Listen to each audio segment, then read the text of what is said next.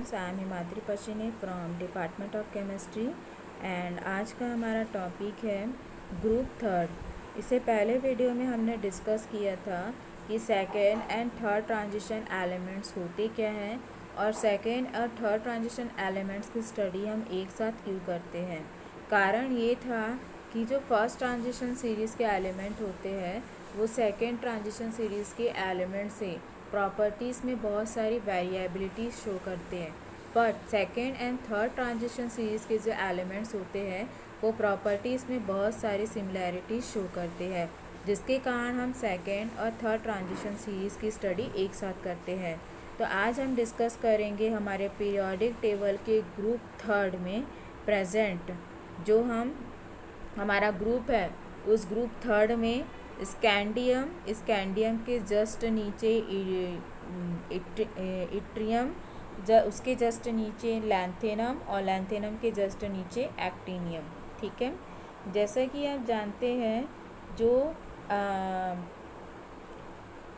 14 lanthanide तत्वों का जो क्लासिफिकेशन होता है उन्हें रेयर अर्थ कहा जाता है, बट हमारा जो डी ब्लॉक का एलिमेंट है उसमें स्कैंडियम जो है वो डी ब्लॉक के अंदर आता है, लेकिन लैंथेनाइट्स जो होते हैं वो ए ब्लॉक के एलिमेंट है।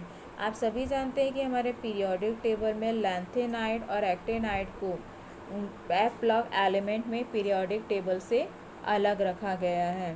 ठीक है, तो स्कैंडियम, इट्रियम, लैंथेनम और एक्टिनियम गुणों में, प्रॉपर्टीज़ में सिमिलैरिटी शो करते हैं, जिसके कारण फर्स्ट एवं सेकंड ग्रुप जो होता है वो इक्वल होता है।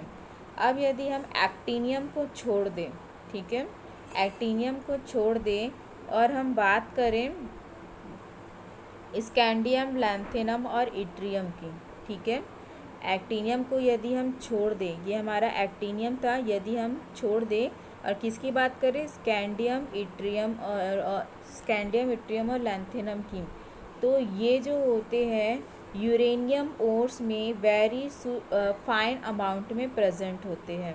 ठीक है, जिनमें से जो हमारा स्कैंडियम होता है वो 25 ppm, yttrium 31 ppm and lanthanum जो होता है 35 ppm अमाउंट में प्रेजेंट होता है। ठीक है, ये जो ppm वर्ड मैंने यूज़ किया है, इस ppm का फुल फॉर्म होता है पार्ट्स पर मिलियन। क्लियर है?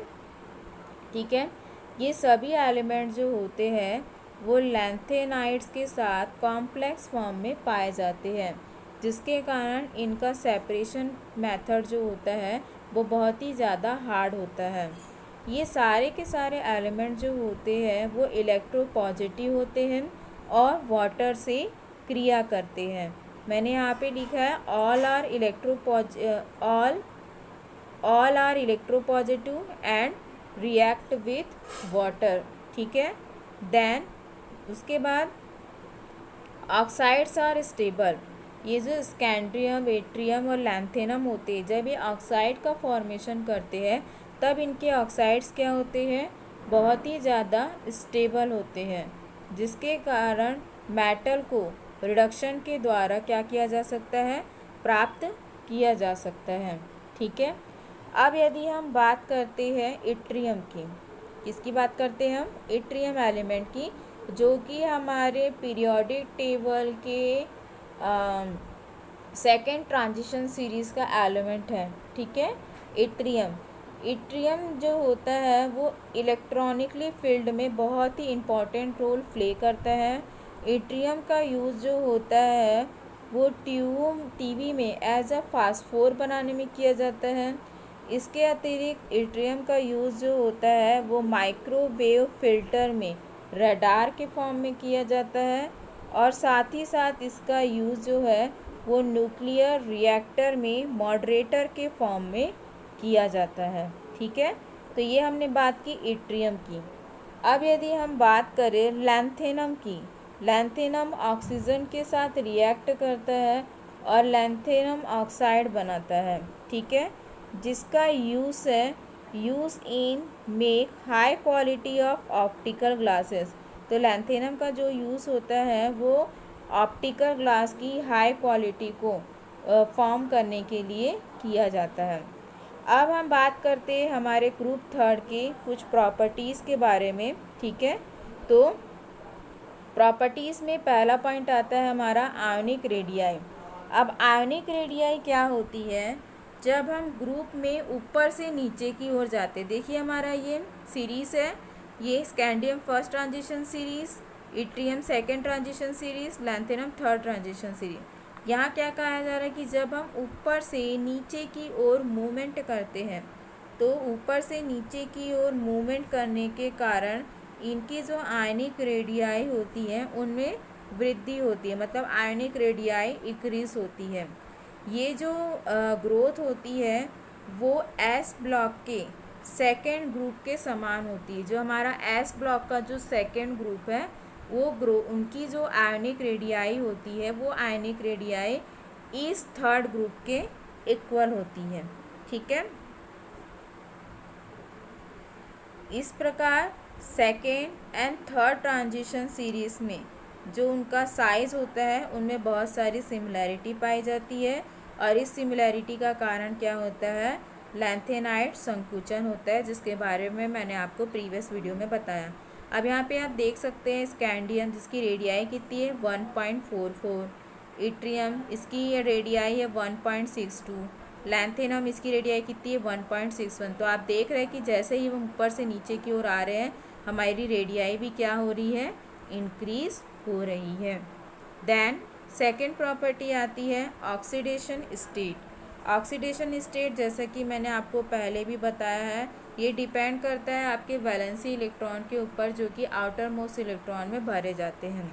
अब यहाँ पर देखिए NS is equal to 2 electron, मतलब S ऑर्बिटल में कितने इलेक्ट्रॉन रहेंगे 2, और D ऑर्बिटल में कितने इलेक्ट्रॉन रहेंगे 1। इसका मतलब S ऑर्बिटल का 2 इलेक्ट्रॉन और D ऑर्बिटल का 1 इलेक्ट्रॉन, टोटल कितने इलेक्ट्रॉन हुए 3 इलेक्ट्रॉन हुए, ठीक है। मतलब जब यहाँ से 3 इलेक्ट्रॉन निकाले जाएंगे तो उसका ऑक्सीडेशन नंबर कितना होगा, +3 होगा।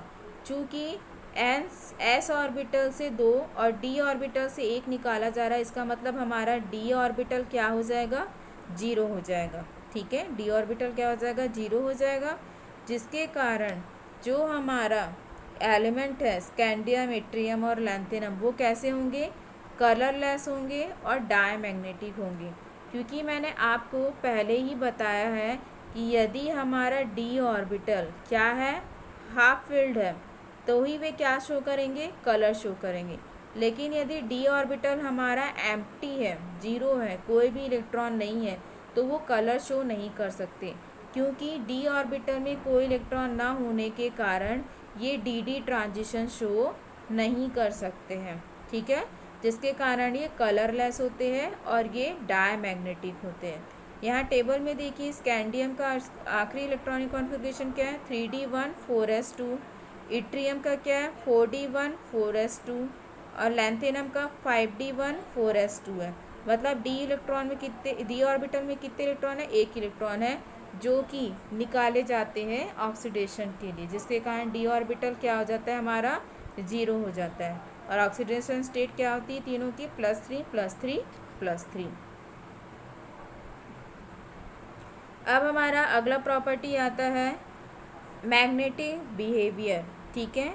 मैग्नेटिक बिहेवियर जैसा कि मैंने आपको बताया कि जो हमारा स्कैंडियम, इट्रियम और लैंथेनम जिसका ऑक्सीडेशन नंबर क्या है +3 है, तो ऑक्सीडेशन नंबर क्या है +3, इसका मतलब डी ऑर्बिटल में इलेक्ट्रॉन क्या है 0 है, जिसके कारण ये कैसे होते हैं, डायमैग्नेटिक होते हैं।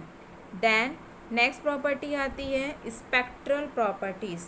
स्पेक्ट्रल प्रॉपर्टीज़ में क्या होता है, स्कैंडियम, इट्रियम और लैंथेनम के +3 ऑक्सीडेशन स्टेट से बने कंपाउंड जो होते हैं वो डी ट्रांजिशन शो नहीं करते, ठीक है, क्योंकि तीनों इलेक्ट्रॉन निकल जाने के कारण डी ऑर्बिटल एम्प्टी हो जाता है, तो डी ट्रांजिशन शो नहीं कर पाएंगे, और डी ट्रांजिशन शो नहीं करेंगे तो कोई भी स्पेक्ट्रा हमें नहीं मिलेगा, ठीक है। एंड और इसका कारण क्या है कि डी ऑर्बिटल क्या होते हैं, एम्प्टी होते हैं, ठीक है। मैंने यहाँ लिखा है because +3 oxidation state D0, so DD transition not possible, they are colorless. अब हमारी आखिरी प्रॉपर्टी आती है स्टीरियोकेमिस्ट्री। स्टीरियोकेमिस्ट्री में आप यहाँ देख रहे हैं मैंने एक टेबल ड्रॉ किया है। इस टेबल में मैंने 4 कॉलम बनाया। पहला कॉलम जो है वो मेरा आयन एंड ऑक्सीडेशन नंबर का है, सेकंड कॉलम कोऑर्डिनेशन नंबर का है, थर्ड कॉलम जियोमेट्री है, फोर्थ कॉलम एग्जांपल। अब हम यहाँ बात करें स्कैंडियम, इंट्रियम और लैंथेनम की। तो स्कैंडियम, इंट्रियम, लैंथेनम जिसका ऑक्सीडेशन नंबर क्या है +3 है। ठीक है, ये चीज़ मैंने आपको पहले भी बताई है कि +3 चार्ज वाले जो कंपाउंड होते हैं वो कॉम्प्लेक्स फॉर्मेशन में पार्टिसिपेट नहीं कर पाते हैं। क्यों? क्योंकि इनका जो साइज़ होता है, ठीक है, इनका जो साइज़ होता है वो क्या होता है, ज़्यादा होता है। तो साइज ज़्यादा होने के कारण कॉम्प्लेक्स फॉर्मेशन की जो पॉसिबिलिटी होती है वो थोड़ी कम हो जाती है। लेकिन इस ग्रुप में जो स्कैंडियम होता है, ठीक है, इस ग्रुप में जो हमारा एलिमेंट है स्कैंडियम, वो इट्रियम और लैंथेनम के कंपैरिजन में इस स्कैंडियम का साइज जो होता है वो छोटा होता है। ठीक है, जिसके कारण ये ईजिली कॉम्प्लेक्स फॉर्मेशन में पार्टिसिपेट करता है। जैसे कि देखिए scandium oxide, hexa oxide, scandium 3+ ion, hexa fluoroscandium 3+ ion, tri bipyramidal scandium 3+ ion. ठीक है, ये कैसी जियोमेट्री देता है, टेट्राहेड्रल जियोमेट्री देता है, जिसका कोऑर्डिनेशन नंबर कितना होता है 6 होता है। इसका मतलब ये कि यदि कोऑर्डिनेशन नंबर 6 या उससे कम है तो वो क्या करेगा, कॉम्प्लेक्स फॉर्मेशन में पार्टिसिपेट करेगा। लेकिन यदि 6 या 6 से ज़्यादा है तो उसका जो कॉम्प्लेक्स होता है वो अनस्टेबल होता है। ठीक है, अब यदि हम सेकेंड और थर्ड ट्रांजिशन एलिमेंट के इट्रियम और लैंथेनम की बात करें, ठीक है, तो इट्रियम और लैंथेनम जो होता है उनका जो कोऑर्डिनेशन नंबर होता है वो 8 या 8 से ज़्यादा होता है, जो कि कॉमन है उनके लिए। लेकिन स्कैंडियम का 6 होता है जो कि रूल को फॉलो करता है। ठीक है, अब यहाँ पे स्कैंडियम देखिए 9 है कोऑर्डिनेशन नंबर, जो कि ट्रायगोनल बाय पिरामिडल स्ट्रक्चर बनाता है। एग्जाम्पल क्या है, पेंटा नाइट्रो स्कैंडियम 2+ आयन। यदि इट्रियम का कोऑर्डिनेशन नंबर 7 है तो कैप ट्रायगोनल प्रिज्म बनाता है। ठीक है, क्रैप्ड ट्रायगोनल प्रिज्म, इसका एग्जाम्पल क्या है आपका, tetra acetyl acetone yttrium hydro aqua. ठीक है, देन 9+ और 10+ का भी मैंने यहाँ पे एग्जाम्पल लिखा है। Same as it is lanthanum का कोऑर्डिनेशन नंबर क्या हो सकता है 8, 9, 10, 11, जिनके स्ट्रक्चर क्या हो सकते हैं, cubic, capped square antiprism, bicapped dodecahedron और कॉम्प्लेक्स स्ट्रक्चर, जिसके एग्जाम्पल देखिए tetra bipyramidal lanthanum 3+ ion, aqua tri nitrolanthanum. उसके बाद ये अदर एग्जाम्पल मैंने यहाँ पे लिखे हुए हैं। तो इस तरीके से स्कैंडियम जो होता है वो इट्रियम और लैंथेनम के कंपैरिजन में स्टेबल कॉम्प्लेक्स का फॉर्मेशन होता है because of the coordination number of 6 and because of the size of scandium ion is small as compare to yttrium and lanthanum. तो ये था आज का हमारा टॉपिक ग्रुप 3, जिसमें आज हमने स्टडी किया स्कैंडियम, इट्रियम, लैंथेनम और एक्टिनियम के बारे में। Thank you.